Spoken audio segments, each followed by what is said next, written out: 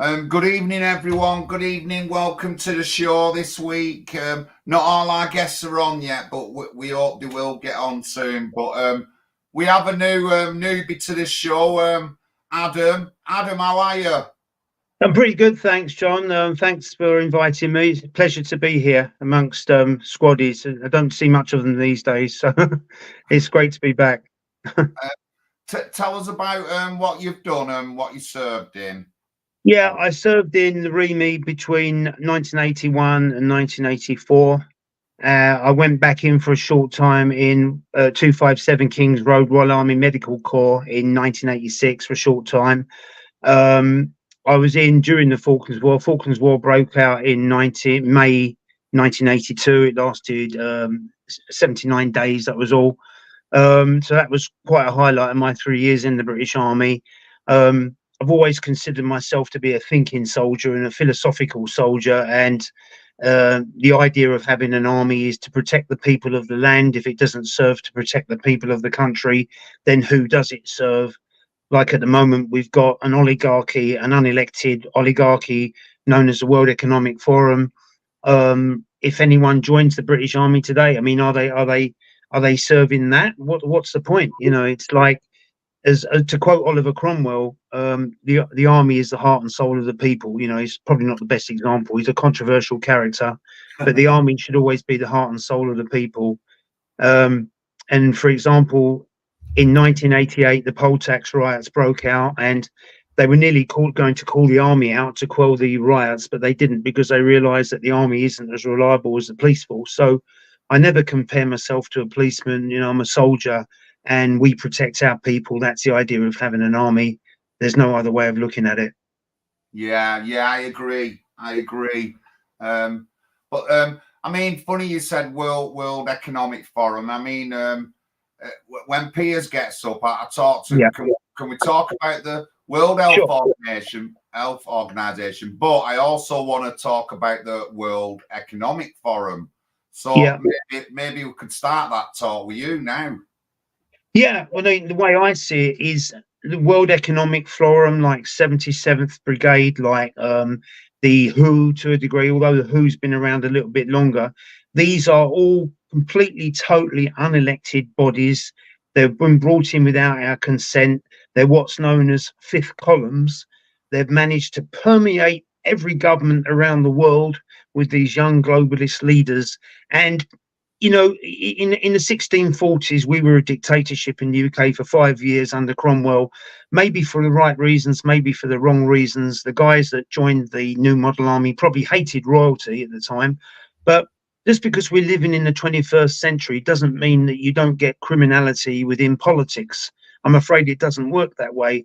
And if you look at the background of people like Sunak and Johnson and all these oligarchs, they have very, very privileged upbringings. They go to Eton. So it doesn't take a lot of working out to work out their personality profiles and why they would want to support the power grab for something like the World Economic Forum. It's criminality, in my view.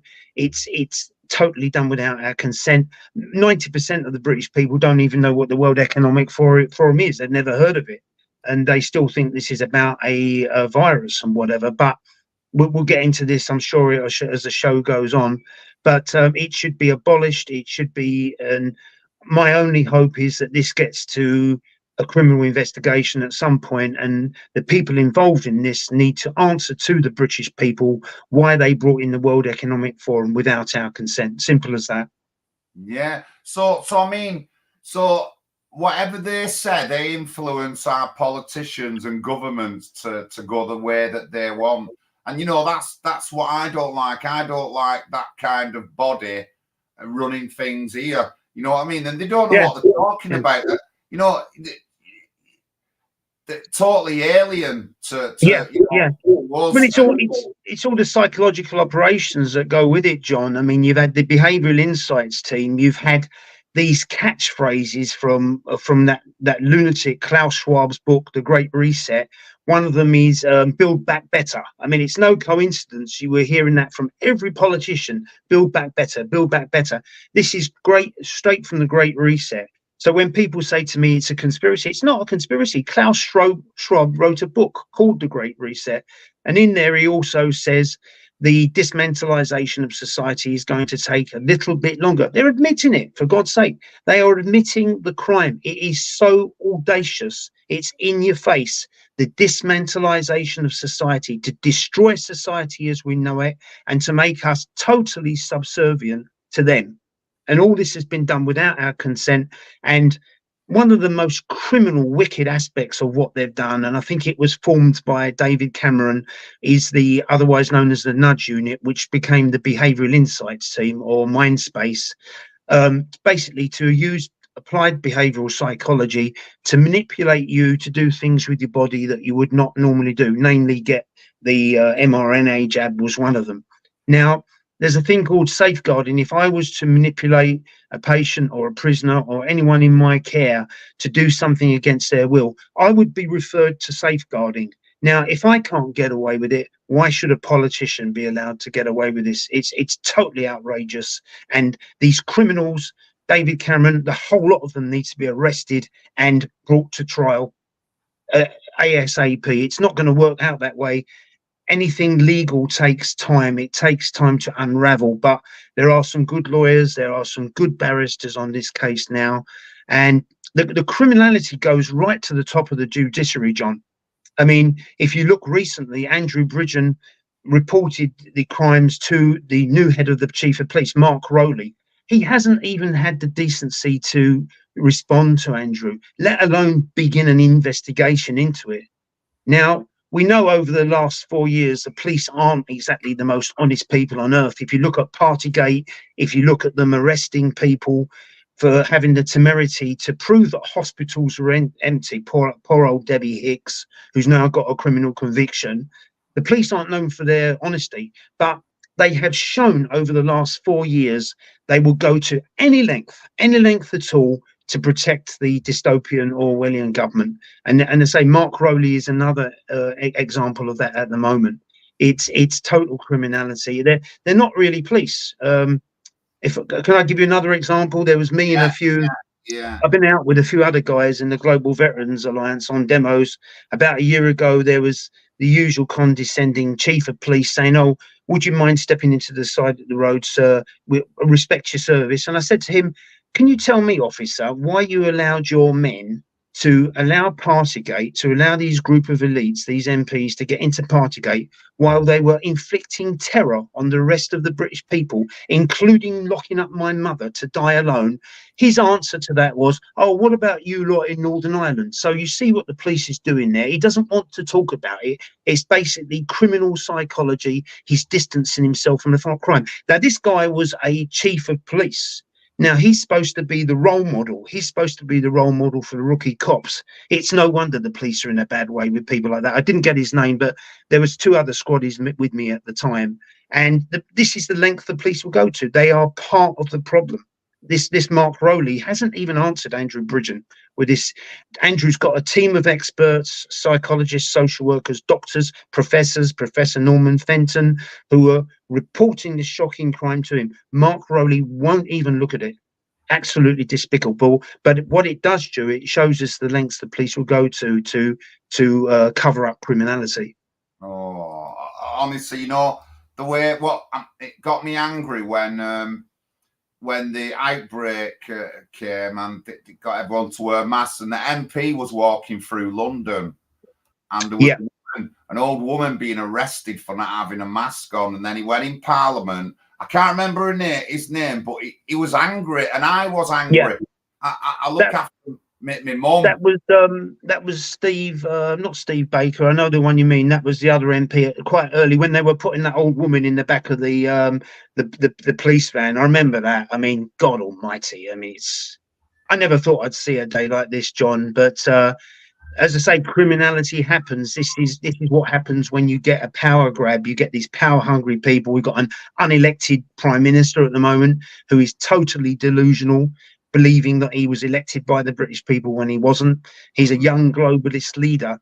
But the unique thing about this thing is, John, to me, that those that have complied with the tyranny are the ones that are suffering. We can get onto this as when Piers arrives. Maybe we can talk about this. Piers has been an absolute hero over the last 4 years, and he's a true soldier in his own way. Piers Corbyn, nothing like his brother at all. Oh, Yeah. I just want to answer a question. Didn't Andrew Bridgen promote the vax at start? He might have done, Steve, but remember, we didn't have data straight away. Nobody had data on it. So, and it was when the data came through that people started to realise what I would think would happen in any kind of situation. But, you know, I met Andrew a few times, and he told me, I said, Andrew, you know, you come from the biggest bunch of crooks in the universe, the Tory party. How comes you came out? How comes you became a pariah? And his answer to me was, after the first jab, he felt ill. After the second jab, he thought his head was exploding, and it was like 10 minutes before the hangman, he was able to see the light. But he was one of the gullibles that went for it. I smelt a rat from the very, very beginning. I knew it was bullshit when I saw the amount of contradictions that were involved.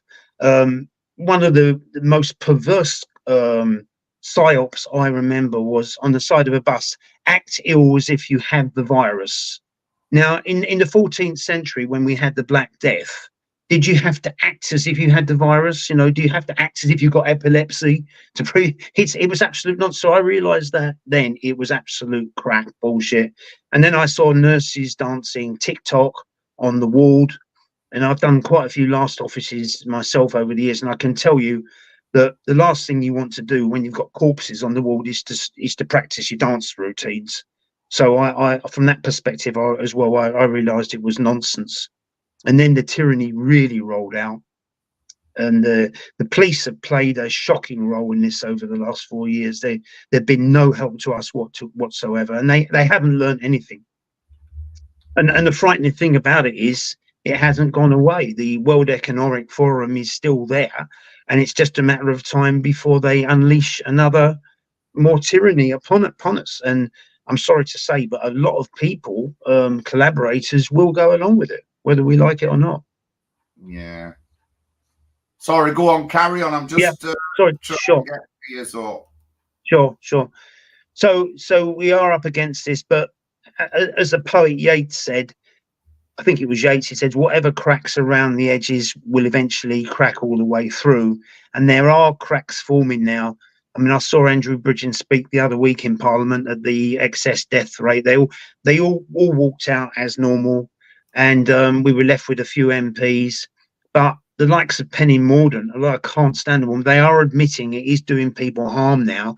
The question is the extent. So the likes of Penny Mordaunt, the Secretary for Health, I think she's one big contradiction, John, because she's admitting it's happening, but she's also saying at the same time it saved millions of lives. So I don't know what sort of data she's looking at, but she's one big contradiction, because the amount of excess death. And another big contradiction was, why did the ONS have to alter the statistical calculation model? Why would they need to do that if it was about health? You wouldn't. I mean, especially when it's gone down from miraculously from 30,000 deaths to 10,000 just overnight. Total criminality. Yeah, it is. Hi, hi, Piers. Hello. Nice to see you. A true hero. Indeed. Well, nice of you to say so. Nothing came on the computer though, so I'm on the my phone. My image appears twice. I don't know if that's. Anyway, me too. You look all right. You sound okay. How are you, Piers? Nice to see you. I haven't seen you for a couple of weeks. Yeah, I've been away. Indeed. Well, I've been I've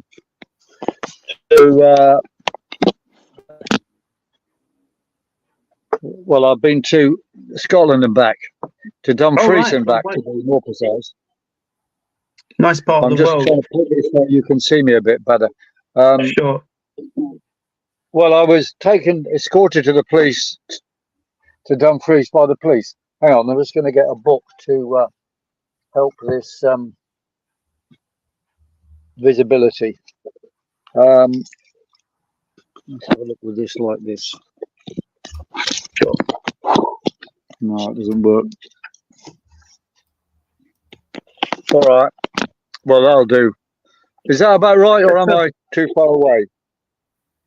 Looks all right to me. Looks fine to me, Piers. Yeah. Okay. So, all right. Yeah. Sorry to. Well, I was here, but I see now the live stream has appeared on the computer. The link. Perhaps I should try that anyway, because it might be a better picture. I think you're okay as you are, Piers. Yeah, but it still might be a better picture. Well, let's see what happens there. I'm on the mobile phone. Well, I've clicked on that one. Anyway, we can start whatever, can't we? Yeah. I went in the studio. Well, it's doing it on that as well. Let's see which one turns up first, best.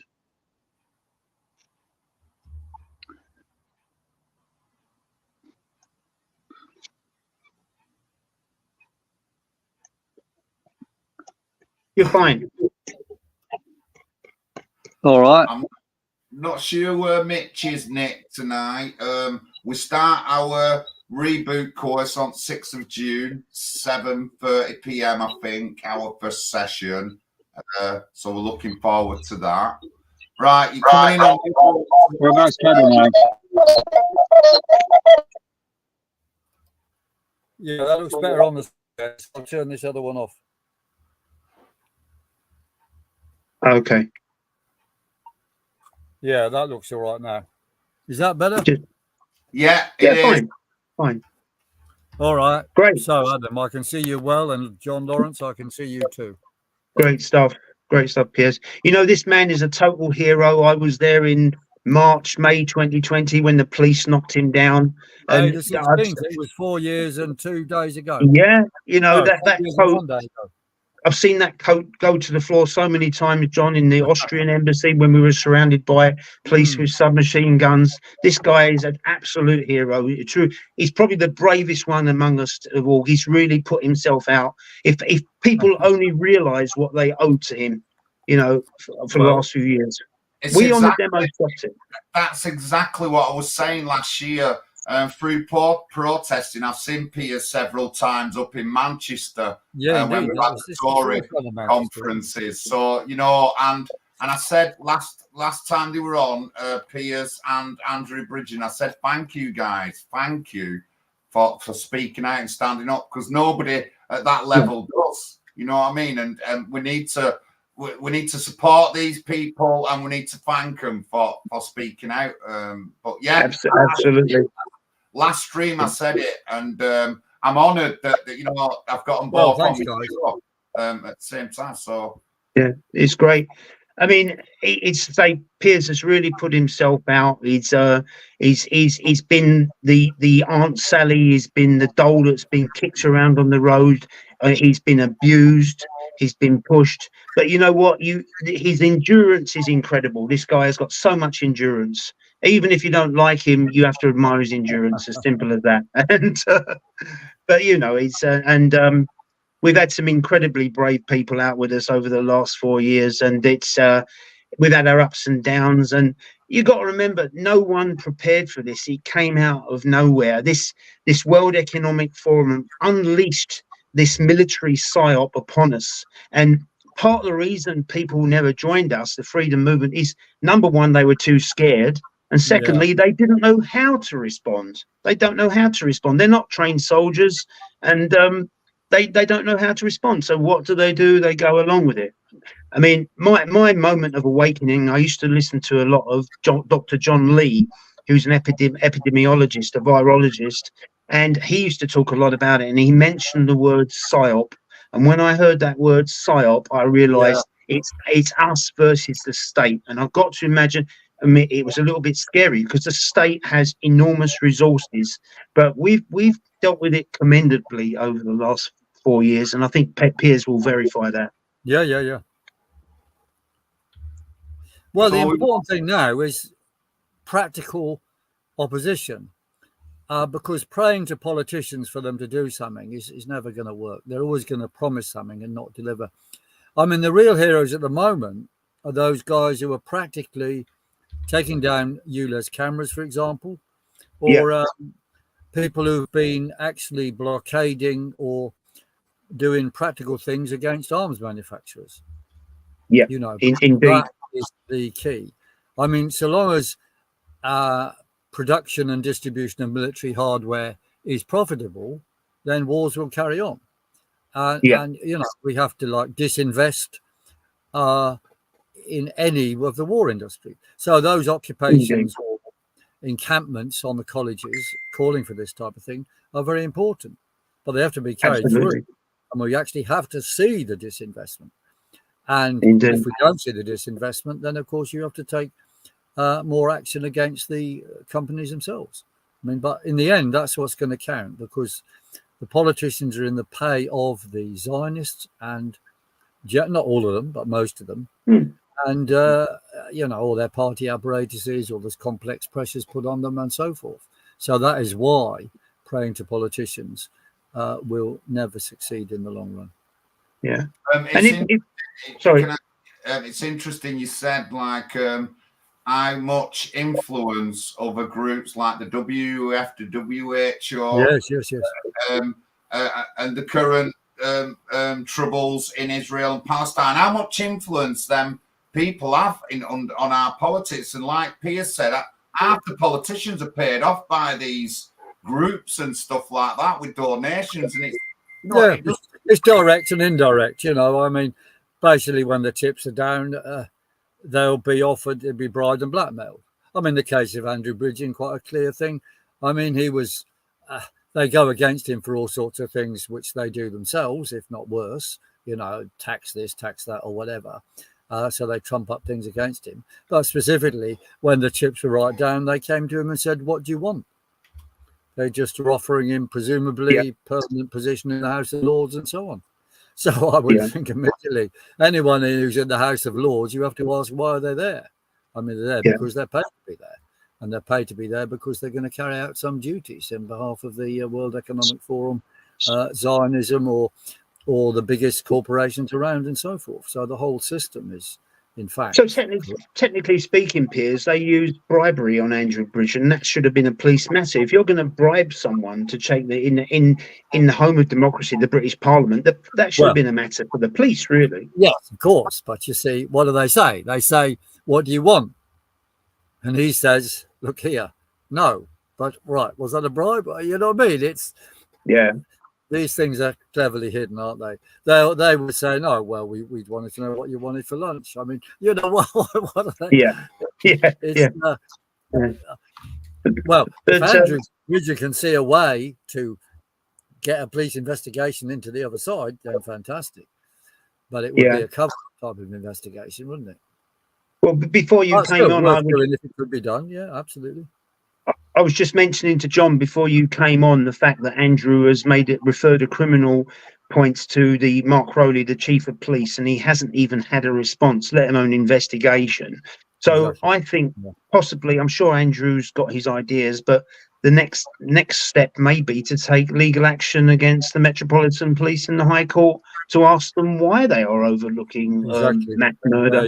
That may be the next step, and see how high up in the judiciary they want to go with this. I can't see any other way.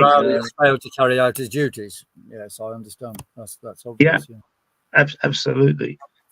And if I'm to reflect, just let me interrupt, guys. Just want to say hello to everyone in the chat. Thank you for joining us. Thank you very much.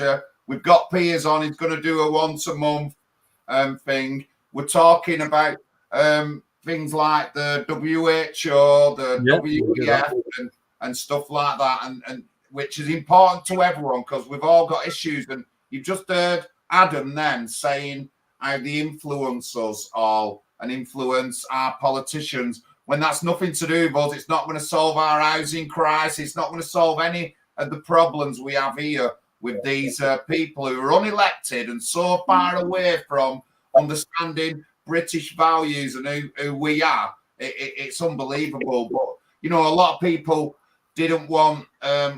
It wanted to leave the EU because of these kind of things. And the EU is heavily influenced by the World Economic Forum and the World Health Organization, if I'm not wrong there. But thank you in the chat. Don't forget, we've got Big Brother coming up 29th of May till the 2nd of June at the PTSD Camp in Bath. I'll be at Bath from next Friday. Anyway, me, for something like 10 days. So, and hopefully, I think Piers is going to be making an appearance at the camp. So, yeah, that's what I've agreed. Yeah. If you want to come to the camp, please come. If you want to stay overnight, you'll have to bring a tent. But there is a lot of amenities, things to cook with, and all that. We've got barbecues everywhere. There is some shower blocks and toilets, so you know you will be well looked after. But if you are going to stay, you'll need to bring a tent, and that is from Wednesday the 29th of May till the Sunday the 2nd of June. And we've a lot packed up in that 5 days, actually, because unfortunately, Alfie, a 98-year-old para veteran from Normandy, who flew over on the gliders, the wooden gliders, passed away, and his funeral is on the 31st of July. 31st of May, Friday the 31st of May. So we're going to be attending his funeral, and hopefully some of the Big Brother contestants or whoever's at the camp can come along. But that's Friday the 31st of May. And where will that funeral be? It's in Dorset, somewhere near Poole. It is. Oh, okay. We have got an address. Friends in Poole. Yeah. I'll mention to Darren to spread it out. But thank you to everyone in the chat for coming on. Please share the live and that. Comment as well if anyone wants to comment. Steve Wild did Andrew Bridging promote the vax at the start? But my answer to that was nobody knew what it were. Nobody could have understood some of the things that were wrong with it. And as Adam said, he knows Andrew, and Andrew did take the jabs, then realised he was doing the wrong thing. And there was lots of people who fell into that trap. But we also talked about when, like, the issues that I didn't like was how they treated that old woman in London when she didn't have a mask on and they were arresting her. And the dignity of our elderly and stuff, like people having to talk to the mums and dads behind a window and stuff like that. You know, it could just put us back into like World War II in Europe, how that some of the Europeans were treated by other people. You know, it really is scary days. And we do know that it's affected everyone on a big level. Mental health issues. One of our other veterans who come on talked about the prison system, and we've got other stats and data about the increase in suicide, self-harming, and stuff like that, all throughout this pandemic thing, which is absolutely ridiculous because it just shouldn't be like that. But yeah, go on, guys, carry on. Yeah, I mean, if I can just follow up there, John, this has been, as I say, thanks to the Nudge Unit on Mindspace, or what's known now as the Behavioural Insights team, initially started by David Cameron. This has been a massive inducement of mental illness on the British people. This has been a psychological attack from the word go. None of this nonsense exists without the British government. There has been a pandemic, but it's been a pandemic caused, totally created by the British government. I'm of the opinion now that the whole thing is bullshit. Why? I mean, and if people say to me, oh, there might have been excess deaths, what about the remdesivir? What about the midazolam that was given at the time? The fact that doctors were refusing to go into care homes to certify deaths. If, you know, as Julius Caesar died of COVID, didn't you know? But basically, we wouldn't be surprised. Yeah, and it's been a COVID. mass inducement of mental illness, and it proves that if you can frighten people, it's been the equivalent to, say, shall we say, the SAS going into the Iranian embassy with a load of submachine guns. What do? We either comply or we fight back. And most people, it's human nature, it's human psychology, will comply with tyranny because they don't know how to deal with it. Now, as I say, initially when I heard Dr. John Lee saying that this was a psyop, I got a little bit afraid, but I realised the government aren't not superhuman, they're not indestructible. And then the freedom movement started, and one day that will stay in my mind forever was April the 24th, 2021, where there must have been 1 million of us on that demo. And I can tell you what the chief of police said then to these thugs known as the TSG, the Territorial Sorrow Support Group. He said to them, look, there's more of this. This was the chief of police addressing them. There's more of them than us. There's ex-soldiers here today. There's more of them than us. Even if they're in groups of more than 6, this nonsense about being in groups of 6 at a time, don't attack them. And if they had have attacked us, they might have knocked us, hundreds of us down, but we'd have kept coming and the police would have lost. 2 weeks earlier, they brought in cops from Wales, cops from Scotland. They were running around like jackbooted of thugs, attacking everyone, John, smashing people over the head. And one thing that I can't stand is the sound of screaming women, we're being surrounded by these thugs in uniform, being beaten, and then they try to block your view with your camera. Aren't they heroes, the police? They've been absolute shockers. And do you know what? They've enjoyed every minute of enforcing the tyranny on us, and they will do it again, given the chance. You know, is it because the police are politically influenced? Is that why they're so bad? Because I want to have faith that the police, you know, can do a good job, but they just seem to be lapdogs of politicians and, you know, the political climate. That's what they seem to be. Well, there has been a lot of police admitted to jail over the last 2 years. You know, I know some nurses have done mental health assessments on them. It's more to do with a personality profile of someone who is attracted to joining something, an organisation at the police. And it's not like joining an organisation that Sir Robert Peel wanted, you know, helping old ladies across the road or telling people to get their feet off, you know, dirty feet off seats. This is a political force. This is the military wing of the state.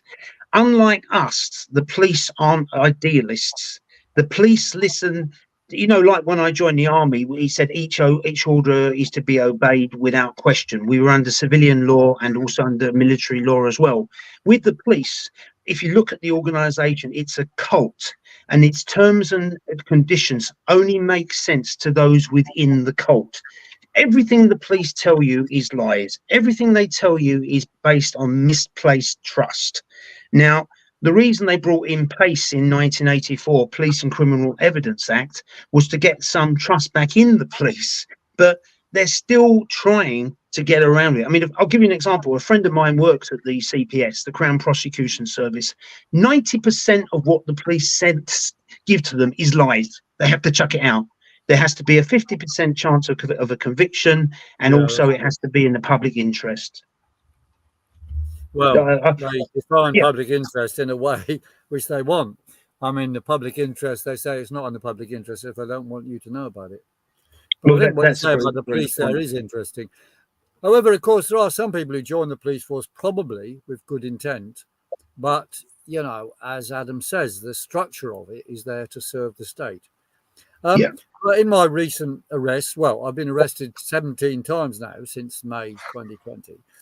And there's numbers of police I've met who clearly are on our side, or I've said so, you know, when they've been... Piers, can I just tell you, they will always tell you that. Well, maybe so. They could be making it up. I don't know. That's true. But there have been instances where they've acted in a much better way than one would have expected. For example, I made a speech at the Farmers Demo about a month or so ago, standing on the corner of Whitehall and near Parliament Square, making a speech. And, you know, it's well received. And I just finished the speech. And then the copper comes over and says, Mr. Corbyn, you've got to end this. You shouldn't be doing this. You've got to end. Now, I said, OK. And I gave him a bit of a run around an argument for a few minutes and then stopped. But you see, he could have come forward when I started speaking, but he didn't. It seemed to me that he actually left me to speak because he probably wanted to hear us. I don't know. But anyway, maybe I'm giving them too much benefit of the doubt, but he could have tried to stop me right at the start. Someone's got a call coming through there, I think. Let's get Well, Gordon it's natural. How you doing, Paul? Hi there. I'm good, Gordon. How are you? I'm all now, so On somebody's microphone or something's went dodgy there. Right. It broke up a bit. He might have had to answer the call, I think. Right. Oh, that one. So, Adam, Gordon, tell me the details of that now. I'll put it on here. yeah, he's on phone. Okay. Hi, Gordon. I'm gonna- Hi, how you doing, Paul? So, Good, thanks. Good. Yeah. so a couple of weeks ago, Gordon was the one who travelled to Normandy to look at some of the memorials and travel. On my wee bike. Look, my wee bike's still there in my living room. And I he travelled went- from Southampton with that. He went on his journey on his bike, and it's been so interesting, Adam. Talking Right. about some of the stuff that they did, talking about them gliders, looking at the pictures of the beaches, because he got all like models of all the beaches, and it's just been really interesting the best couple of weeks. And unfortunately, while Gordon was away, Alfie died, and Alfie was one of them who went over on the gliders. So it's been the past 3 shows have been like a memorial to Alfie, haven't they, Gordon? Aye, as it should be, because it's like, I was highly honoured. I mean, because to let you know, Adam, right, see my trip to Normandy, it started off about 6 weeks ago, like a drunken idea. Oh, great. I'm sitting here with a couple of beers and I'm thinking to Darren, right, because it's like, see, from the first moment I entered the gates of PTSD camp, I've thought nothing about, apart from how to raise funds for the camp. Right. So, I heard there's some great museums over there in Normandy, isn't there? yeah, it's photographs. phenomenal. It's phenomenal. But I arrived in Normandy, Weinstram or something like that it's called. It's just outside Cannes. But it's basically, Sword Beach. Yeah, Which is the first beach that the British and the Americans and everything landed on. And then it was like, Alfie, I didn't know this while I was there, because I'd already been through the Grand Bunker and Sword Beach and stuff like that, and even been on the Pegasus Bridge. Do you know what I mean? But I never realised that 2 days later on the Saturday, I got a phone call while I was in Normandy from Darren saying, right, can you get to a memorial? And we're like, well, what? Yeah, I heard I was leaving on the Sunday morning at 5 o'clock from Normandy on the ferry. So I thought, right, and I just ran down to sort of Sword Beach, but on the way there, Joe, do you know Joe Dreisen or Dreisen? No. Joe that runs the camp, Joe and Dion. I've heard of him. Yeah, well, they run the camp anyway. And I said to him, I said, well, what it is, find out as much details as you can about Alpha. And while I was on the way down to Sword Beach on my bike, Joe phoned me and she went, oh, right, well, I know he was one of the first ones to liberate Pegasus Bridge. And I went, well, Joe, see right behind me there? Pegasus Bridge is 2 miles up the road. So I just about turned and I done a live feed from Pegasus Bridge a couple of weeks ago. Well done, well done. I was highly honoured. Yeah, I heard that there's photographs of horses blown into trees, some great photographs in those museums. I'd like to visit sometime if I get a chance. Brilliant. Because I've just seen that movie Napoleon, and I'd like to visit Waterloo at some stage as well. A very good movie, I thought. Hello, I'm back, guys. Waterloo. Hi, Piers. Yeah. But we were talking about the police there, and if I can just follow on, Piers saying no doubt there are 1 or 2 good cops that go in with the best of intention, but they are dragged down into the quagmire of corruption. Yeah, now, when and I've told it to be, a lot of people get arrested just by talking to the police. The best Yeah. lawyer in the world, even the lawyer at the Nuremberg trial, the character who Spencer Tracy played in the movie, told you never talk to the police. When a policeman is talking to you, he's not being nice to you. He's trying to get information that he can use against you. They are He's trained. They talking are down trained to to you. do this. And then they will try to gaslight you. Part of the gaslighting process is, any soldier will know in interrogation training, bang you up for hours so you suffer with Stockholm syndrome, so you become more subservient to your captor. This is the Oh, way yeah. the police I want another operate. cup of tea, please.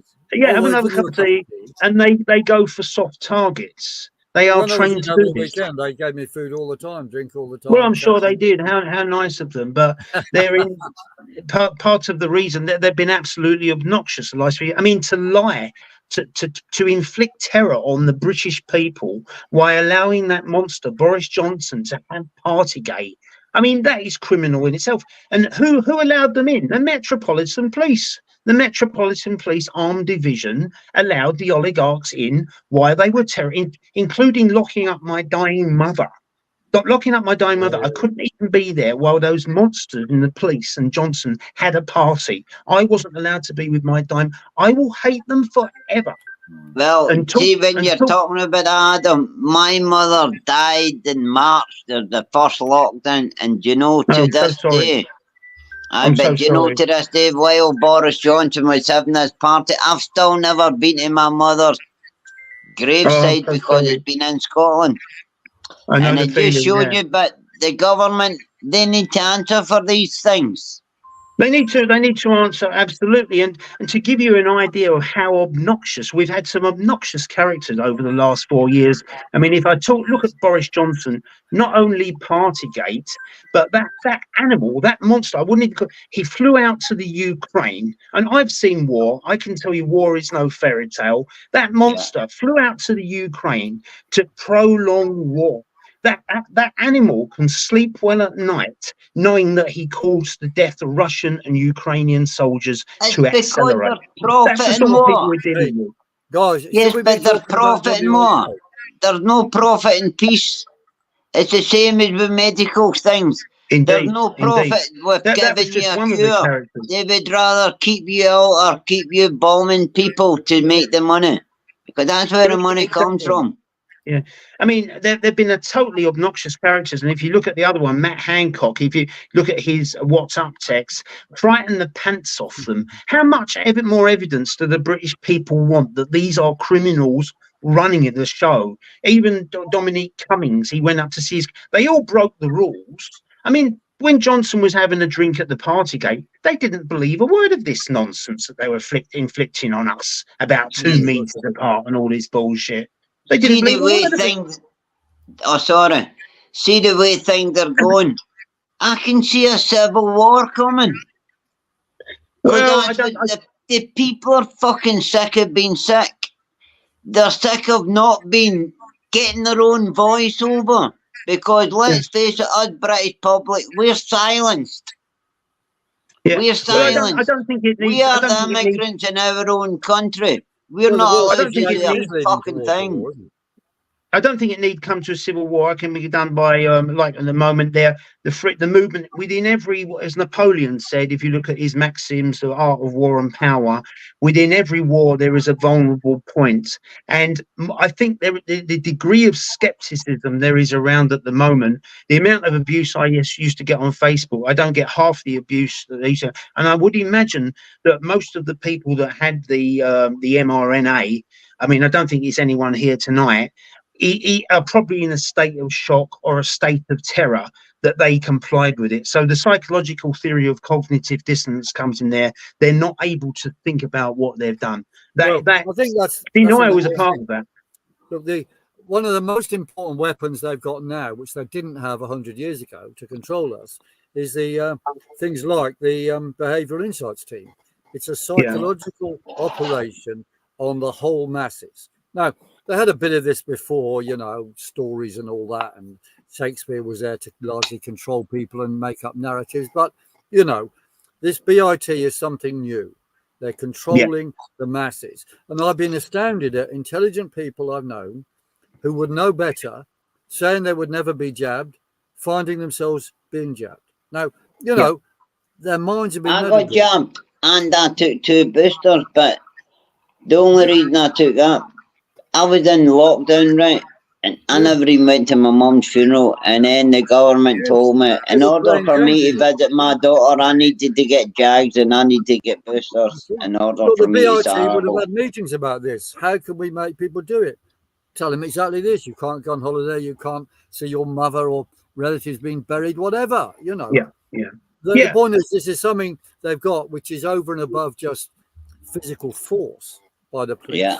And I think we've got to do more effort to deal with the BIT. I mean, we've got to do a lot of other things. Another thing you mentioned, Gordon, right at the start was the military. It's profitable to make war.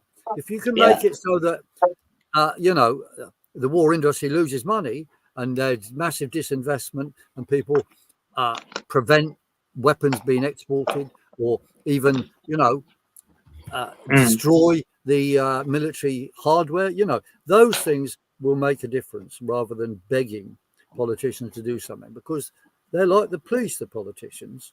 They're actually bribed and twisted and corrupted.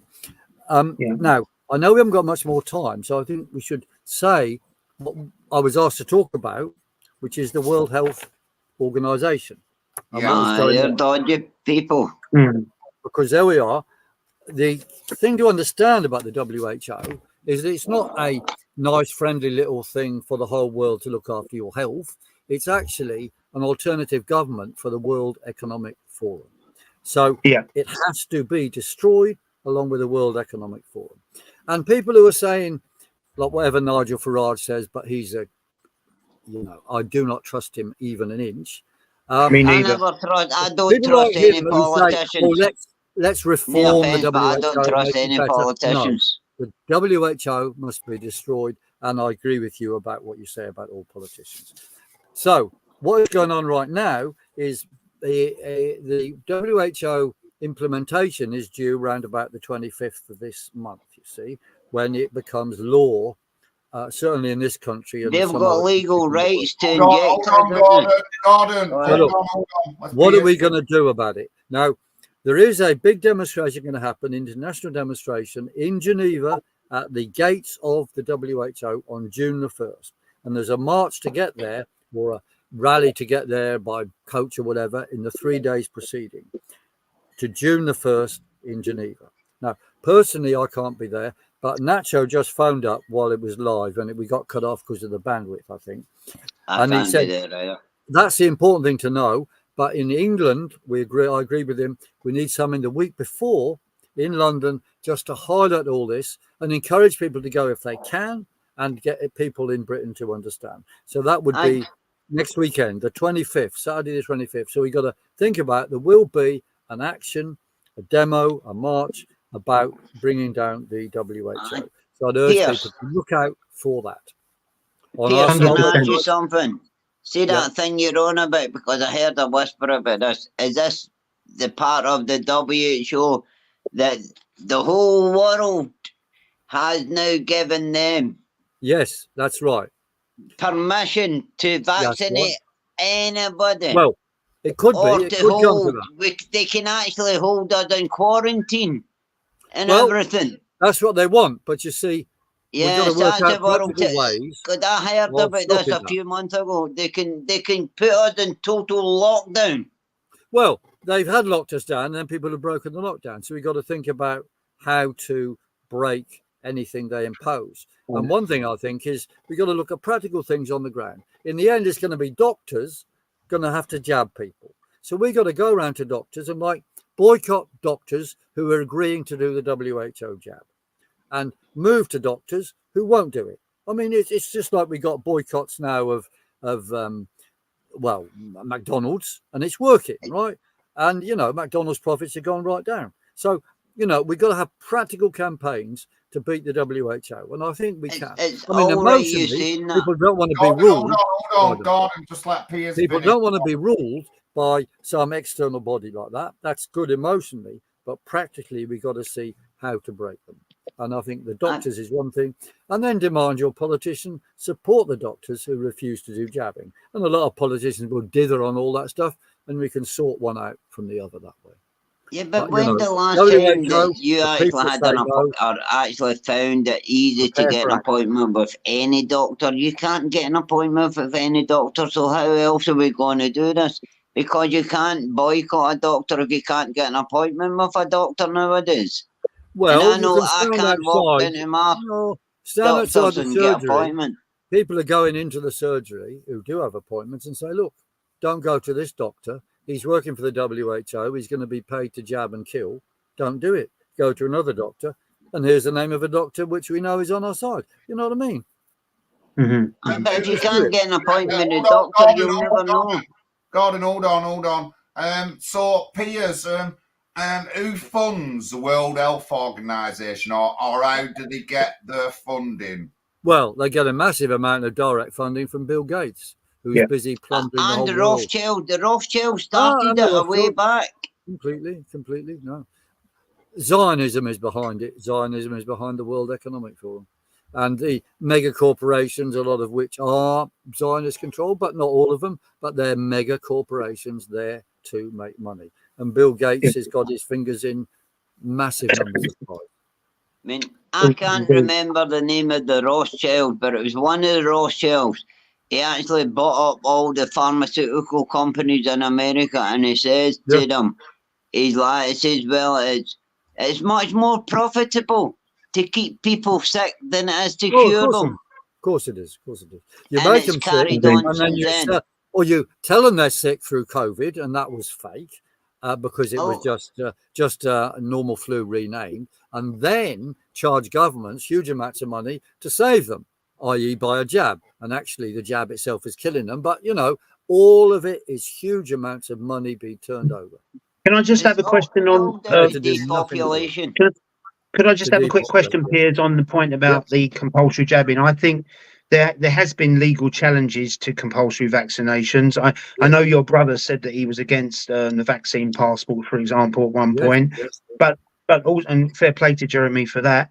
But also, I think, aren't we covered by Article 8 of UNESCO, the European Court of Human Rights? That is the overriding factor. Yeah, they can't physically hold us down. I mean, they wouldn't have the man. The universe. Yeah, we're covered by that still, even though we're Brexit, we're still covered for that. I think. So if anything, if anyone's worried, in theory, if anyone's worried, they're going to come around. They were told, well, it's a voluntary thing, but of course, if you haven't been jabbed, you won't be able to get that holiday, probably. You know what I mean? Yeah. So it's all kind of innuendo, and then they use blackmail. They use blackmail. They use psyops. They use threats. They use every form of coercion imaginable. Psyops as a psychological operation. That's right. Can I ask you, Pierce? Yeah. Right. Because you know about the World Health Organization, right? Yeah. You know about the Zionism and everything, right? They want to keep people like us sick because it's more profit. It's like they'd rather keep us in war than peace because there's more profit. Anything that's negative, that's where all governments will go to because there's more profit. That's absolutely correct. There's more profit in it. Different view of the world, peace, and we don't want medicine. I mean, I avoid all medicines basically. I don't take anything at all. And I've just been transported up to Scotland for stupid traffic offence. But I was trying to persuade I went to the doctor, the nurse in the police station. I said, look, I'm 77. I don't think I should be taken up there. I shouldn't be forced to travel like this. And she looked at me, checked me, and she said, look, Mr. Corbyn, you're actually you're actually in very good health. So that argument didn't work. Well, you are. Sure. Are you Jeremy's brother then, Pierce? Yeah, he's my brother. Yeah. What would it like growing up in a politician's shadow? So do we sign up like the World Health Organization? Is it like do we sign up to some pact with other countries? Yes, that's right. It's a world treaty. There's an international treaty which set up the World Health Organization. Every country in the world is part of it. Well, I think we can withdraw. The United Kingdom could withdraw. And we're saying we should leave the WHO. The WHO Aye, must be but destroyed.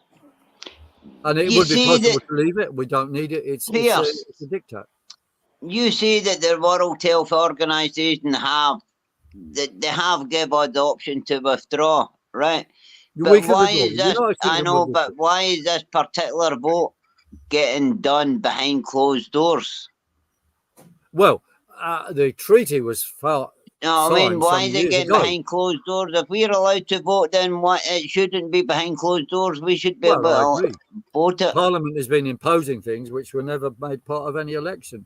I mean, the last election, there was no political party saying we want to give away our sovereignty to a foreign organisation. Nobody was saying that. So, as far as I'm concerned, there's no mandate for this, and we therefore have a right to break every imposition that comes from the WHO.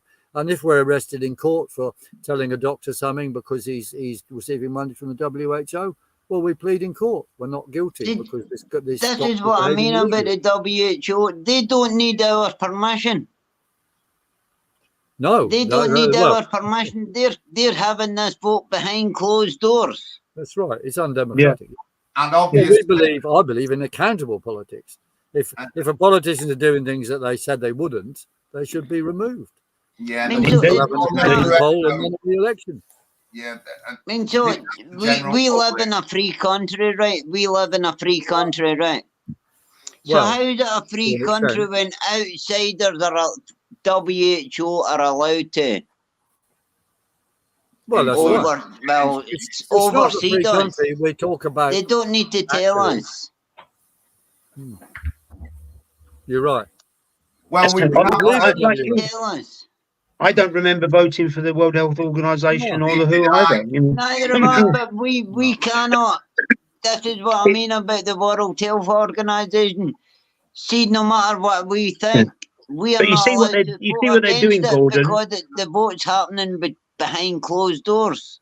But they thrive on that, Gordon. The reason they're doing it is they want it to be clandestine. They want people to be ignorant of the World Health. That 90% of people, if you ask them what the they're thick as two planks. They won't know what it is, and the government thrive on that.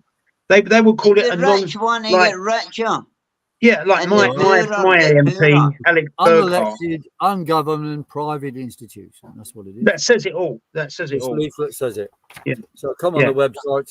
Find this. But doesn't it show the audacity of these politicians to do this? Without our consent. I know exactly, Adam, because this is without our consent. We have no choice in this. The WHO are voting behind our backs. And that's just one thing, as Piers says. You've got all these other laws coming in: the Online Harms Act, the Investigatory Powers Act, the Digital Economies Act. They're going to extend all of this. So what they're effectively doing is constructing a police state without us realising it. And one morning we wake up and we realise we're in a police state. That's the way they're operating this dystopia. Taking our rights away as we speak. It's organised crime. Taking our rights away. Yeah, well, I mean, it goes back to direct democracy and with Andrew Bridgen. When Piers were on with him the other week, we was talking about that, and we should have the general public should have more say in what goes on in our national issues and stuff like that. I bet we don't matter, John. Like we said, we cannot trust the politicians to lead us properly. I want to, but we can't. We have not got the right kind of people there. So we do need more direct democracy. Right, I think Andrew's idea is an excellent idea, but I'm sure Piers will agree. Richard Tice's Reform Party isn't the answer. They're just a new globalist. Tice was in favour of lockdowns. They support the war. They support the Israeli government. They support the war. They support everything. So that's not the answer. So the answer really lies with us and Andrew Bridgen. I think part of the reason Andrew left Lawrence Fox's party is because Lawrence is a bit of a loose cannon and Andrew's into serious politics. But Andrew's idea of direct democracy, I think, is an excellent idea. He's a smart guy, Andrew, and what we Piers and Andrew together. Reform, and he was with Fox for a short time and then left. I mean, Fox, to be fair, has done good campaigning against wokish nonsense. You can't take that away from him. But there was no need for Andrew Bridgen to stay with him. He's better as an independent.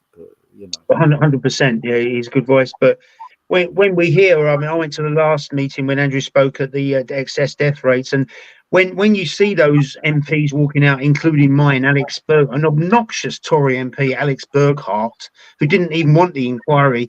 What's happening there is when they walk out, it's basically criminal psychology. They are walking away. They're trying to distance themselves from their crime. It's called criminal. It's called obfuscation in law. But that's what they're trying to do. It doesn't take a lot of working out. And if you look at the guile on that woman's face, that Penny Mordaunt, you can see the contempt for Andrew. I mean, poor old Andrew, he has the frustration every time. She's a contradictionist now because she's saying that, yes, the jabs are harming people, but they've saved millions of lives. It's one big contradiction, but they're going to be caught out. And if I look at some of the comments on Facebook, she isn't liked at all. So, within every no war is perfect. There's always a vulnerable point somewhere. Let me get in. Thank you everyone for joining the chat. Piers is offered to come on once a month, so I've just put his Weather Action website into the chat. Excellent, Piers. Are you still coming to the Big Brother, Piers?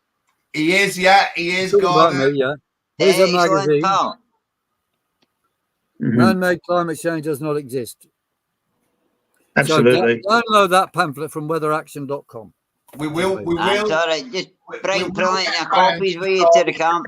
Whoa. We will get round to talking about the climate on another episode, but I wanted to focus a bit on the WHO and WEF for the first couple of today. That was very good. You know, we've got serious issues with these organisations, and they can't be dismissed, and people can't say, "Oh, you're just a conspiracy theorist," or they can't say that when we know all these organisations are linked to so many things that are going on in the world and what they've done. So these issues do need talking about, and I can't think of anybody more knowledgeable to talk to about these issues than Mr. Piers Corbyn on the screen here. I really cannot.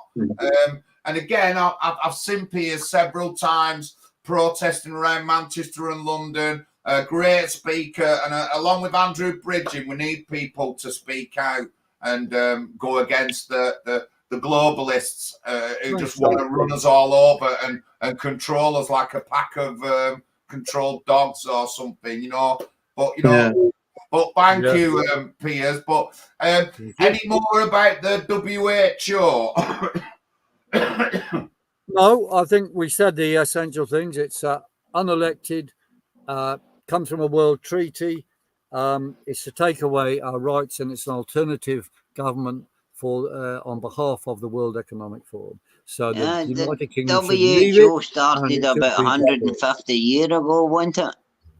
Don't think so. Kind of. The Rothschilds. When did the Rothschilds? I don't think they set it up. It's one of these things that flows out of the United Nations, and before that there was the League of Nations. So Piers, would you say the head of the beast? Would you say the head of the beast is the World Economic Forum or the WHO, or are they complementing each other? The WHO and the WEF? The head of the beast is the World Economic Forum, and the WHO is there to serve them. 100%. But behind the World Economic Forum, there's all sorts of dark forces, you know, which I would summarise as Zionism, and the Israeli state is an important part of that. Well, also the seven organisations within the British government, Can I just interrupt you all now? Yes. Because it's, and I'm sorry I did this, right? I need to going to have to cut that short, but there's an armed raid happening in the flats next door to me. And, well, thank Christ it's not me, but there's armed police and everything outside. So I'm going to do a bit back nosy. Sort it, mate. But, I just like to know doing these things, you know what I mean? I like to know that they're all my neighbours. Get your phone and go and film them. I'm filming and out. Go and film them. But you take care and I'll talk to you later on, right? Great meeting, Gordon. Cheerio, Gordon. So yeah, we'll just go through the chat a bit. Christine Mary, very important issue, John. They are, you know, even though I don't know a lot about it, I've heard so much about it, and I know these issues are important to a lot of different people throughout Britain, wherever you are. So, you know, and we do need to talk about these issues rationally and stuff like that. But as Piers and Adam have said, these are unelected people, and they're just jokers, like taking us for a ride. And, it just winds me up. And, Adam talked about his mum, not seeing his mum. And I've had a bad ride with my mum over the COVID time and this lockdown time. And it's just not fair. Nobody should be treated that way, especially not our government, the people who were elected to run our country. Well, it's really, if I were to sum it up in 2 words, it's organised crime. If you're going to have an untested chemical injected into people without any risk protocol, without any risk assessment whatsoever, I mean, that is organised crime. Yeah. And if you cajole people, if you use blackmail and coercion, and if you stop people from earning a living and they're going to die, yes, you're going to do it. This is organised crime. There's no other word for it. And I'm sure Piers would agree. Our situation at the moment is a bit like that movie with Gary Cooper. Did you ever see High Noon, where everyone else bottled out and the Miller gang were going to come to town and Gary Cooper took them on all by himself? We're very much into a High Noon situation here, the way I see it. Piers is Gary Cooper. He's the sheriff. He's the sheriff, yeah. We've just been joined by Mitch. Sorry, Mitch, it took so long to get you on. Sorry, brother. Are you all right? I'm okay. How's everything going? Good. Hi, Mitch. Hi there. Hello, Adam. Hello. Nice to see you. Have we got the reboot program? So 6th of June is our first session. Is that right? Yes. And on June 30th, we're going to do a test run with Zoom to make sure everybody knows how to use it and understand all that stuff. So everyone in the chat, that's for the reboot program that we're taking part in to do with combat PTSD. We've got about 11, 12 of us in the group, half veterans, half not, and some of the veterans in it are struggling. I think Sergeant Lisa Turret is one of them who's coming on the program, so it should be very interesting. And hopefully we're going to learn stuff that we can use to with other people and to understand other people. And I have brought up during the video that because of the restrictions of lockdown and all that, we've got an increase in self-harming, suicides, not just in prisons, in general, and stuff like that. And it's an increase in death rate. Yeah, it is really concerning. And, if I can learn something to better help somebody else with them kind of issues, and I think I've made a good step. And this is what we're on the Late Night Veterans Show. We don't mess about, and we try to talk about the issues that affect us all and affect veterans, and we're trying to support veterans and other people. Obviously, I'm not a veteran, and I'm running in local elections, so I'll be talking to people, just working class people on the street who do suffer. Some of them do suffer from PTSD and mental health issues, but I think it's a great thing that we're doing. But Mitch has been on from the very beginning. We invited Mitch on, and that I suggested that we should take part in the program to learn. And we've got together now, and it's looking like we're going to go down that route. Mitch has also over the weeks, he's been talking about various subjects to do with the program and stuff like that. But yeah, and it's helped. It's helped people already because people are coming forward saying they want to do the program, whereas obviously not been given that chance anywhere else. We're looking at doing other programs as well. We're working with Mike and Victoria, who specialise with working with people with substance and alcohol abuse and stuff like that, which is something that's sort of like discarded and not as focused on. And, a lot of these issues that we have are brought through the attacks on our family, our communities. Yeah. And just like they did over COVID, that's going to affect people for a while. You know what I mean? Young people, old people, it's going to affect us all. So these kind of programs we're getting involved in, so we can learn and better understand the issues with people. See, if I could just say, if it just comes very, very briefly, the British Army taught us ways of dealing with all sorts of adverse situations. They were pretty good in Northern Ireland. They taught us how to stay alive, distance being your friend. But one thing they didn't teach us, or even contemplate teaching us, was when we're under siege from our own government. That, for me, is the most terrifying aspect of this. Teach you that, are they? Well, they're not going to teach that, but no one expected this. But the most terrifying for people that question it, it's easier, you know, the old saying, ignorance is bliss. It's easier to go along with the psyops, much, much easier to go along with it. In the same way as it's easier to be, say, a Christian, a religious person than be an atheist to question life. It's very, very easy to do that. But the most terrifying thing for people like us who question it is, how long is it going to go on for? And to quote Napoleon in his maxims, you can never predict the outcome of a war. But I would say the odds are on our side because we're the majority. Not just that, but they forget when people go through what they've seen and felt firsthand. How do you don't tell people how to adjust back into society for the years that you're under a strict command, when to wake up, when to go to bed, when to eat, when to do all these things. And now suddenly after this war or whatever you call it, conflict, and you throw them back into society, what do you do with them? They have no idea how to adjust without people being they were institutionalized for the better or the worse. How do you institutionalize somebody when they come out of the military? Well, the thing is, we conduct PTSD in World War I. It wasn't recognised. I think in Britain they hung about 300 squaddies for desertion. Germany only hung about 3 by comparison. But like ME, PTSD wasn't recognised as a psychiatric condition. The poor devils in World War I, they put them back in the front line, and they were like zombies. And there were so many English guys killed in that war. Every family, even my own family, we lost some in that war. But in dealing with PTSD, like any trauma, you have to stay away from the trauma to understand it.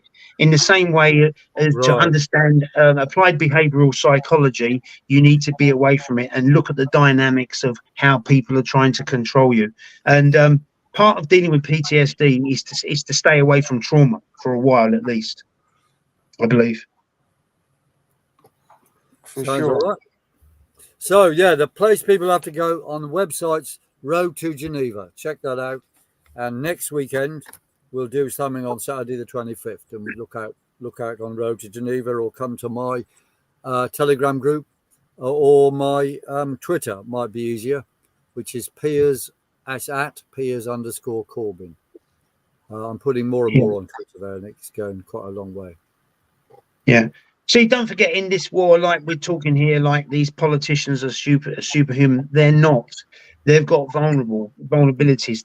The more angry the general populace get, the more terrified they're going to be. And what I'm hearing from quite good sources is that they're quite scared at the moment. The more people wake up, the more these politicians get afraid, because the more we're understanding it. So they can crack quite easily. Us guys, we're battle hardened. I've been out on every demo with Piers on the streets. We've seen shocking police brutality.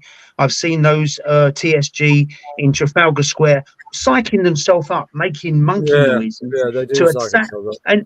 Let's face it, they're not soldiers. These police, they only attack innocent people because they know that we're not armed. So they're not heroes at all. They're craven cowards. But in Trafalgar Square, they were literally making monkey noises, working themselves up. And I've got some of the photographs of the shocking cranial wounds that they cause. They're absolutely spiteful. And the police ideally want to be a law unto themselves. They do not want any accountability at all. But there's 2 or 3. There's a couple in this country, one on a murder charge at the moment. And I can tell you, nothing frightens a policeman more than the thought of going to jail. So, which is why when you're dealing with the police, always keep the camera on them at all time. Don't harass them, obviously, but keep it on them. And as we know from the court appearances this year, that video footage is vital in court. There's one police officer on a charge at the moment for tasering. Listen to this: tasering a 97-year-old man with a urine bag with one leg. I mean, did he think he was fucking Jesse James going to go for his urine bag or what? You know, this is the mentality of the police force. You've got the other guy whose name has gone public. The police force did everything they could to cover up his name, but fortunately the judge saw through it, and the judge has now made his name go public. So if he does go to jail, every con on the block is going to know who this police officer is. So the police aren't invincible, but the cameras is absolutely vital, particularly if you focus on the thugs that are assaulting people, because the police do get worried when they murder someone or they assault someone. So use those cameras. Yeah, definitely get things, evidence. But I just want to go through. We're on Big Brother, guys. It's Big Brother starting the 29th, Wednesday the 29th of May, going on to the 2nd of June. And it's going to be fun. I'm going to be there from next Friday, which is the 24th. So I'll be there for about 10 days over the time. Piers is coming up. If you want to come up, please, if you want to stay, you can do, but you'll need a tent. There is amenities and toilets and showers and that, but you will need a tent if you stay in. But you can come up for the day. You can come up and stay if you want. The address, I'll just put the address up. Norwell View Farm, Norton St. Phillips, Bath, BA27LR. Or you can email our veteran show email at the bottom, and Darren will get in contact with you. But that's 29th of May till the 2nd of June. So we're looking forward to that. And obviously after that we've got we're going to be starting the reboot program, as we've already said on the 6th of June. But 30th of May we're having a test. Yeah, 30th of May. Yes.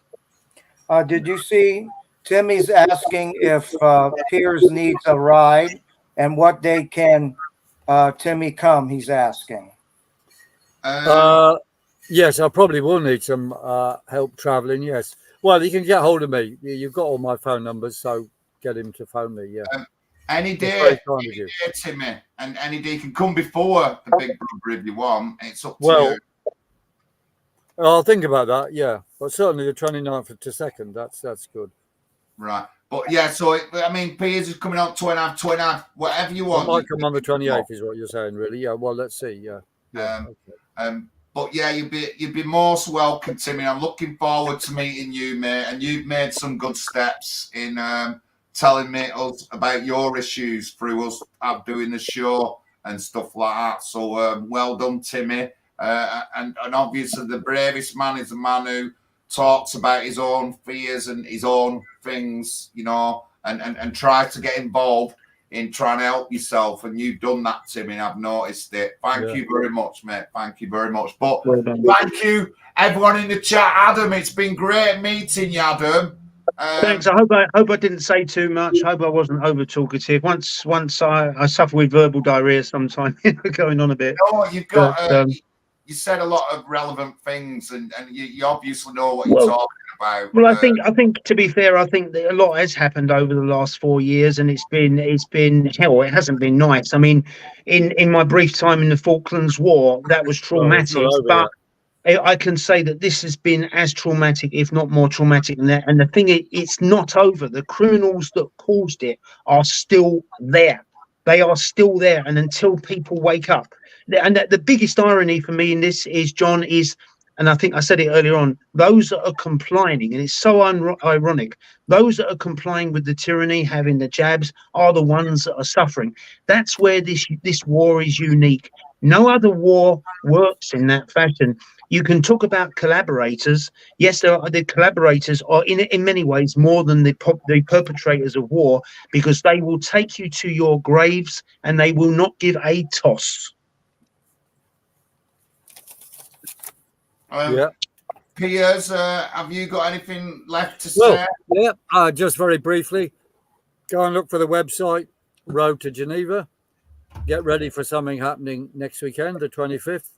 And if you want to get in touch with what I'm doing, best to go to Twitter at Piers_Corbyn.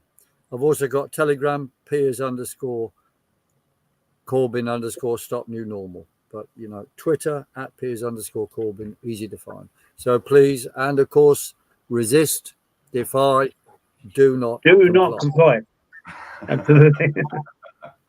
100%. Thank you, Piers. Mitch, have you got anything left to say?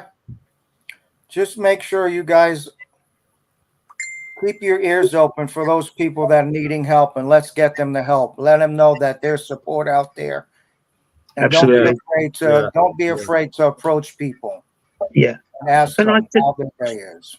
One last word for Chris Time, who formed the Global Veterans Alliance a couple of years ago. He got Veteran of the Year, and he deserved Veteran of the Year because he's done so much to help the mental health of soldiers, and we're all vulnerable. So, Chris, if you're watching, I still owe you a beer sometime. You've been great, and thanks.